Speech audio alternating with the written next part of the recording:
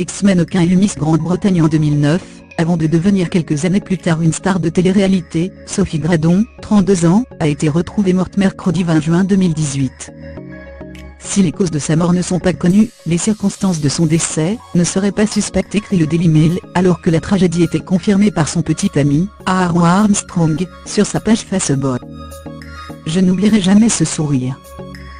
Je t'aime tellement ma chérie, tu as tout pour moi pour toujours et à jamais, a-t-il écrit, le cœur brisé. Quelques heures avant sa disparition, Sophie Gradon appelait encore son boyfriend de One.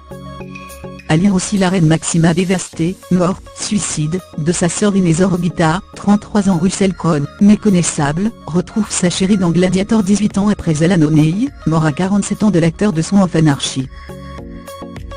La jeune femme, qui avait été élue Miss Newcastle, sa ville natale au Royaume-Uni, avant de remporter le concours Miss Grande-Bretagne en 2010, se battait contre la dépression. C'est ce qu'elle avait indiqué en septembre en rassurant ses fans sur son état de santé. Non les gars, je ne suis pas morte, je me bats juste contre un peu de dépression.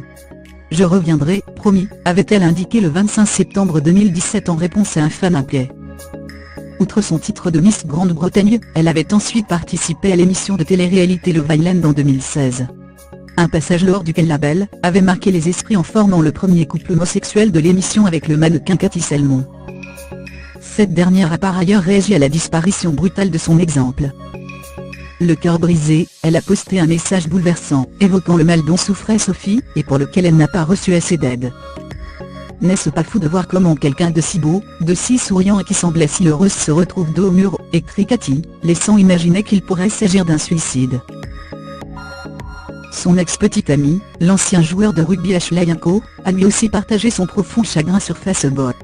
Je n'arrive simplement pas à y croire. Je n'ai jamais rien ressenti d'aussi fort pour qui que ce soit d'autre dans ma vie à part ma famille.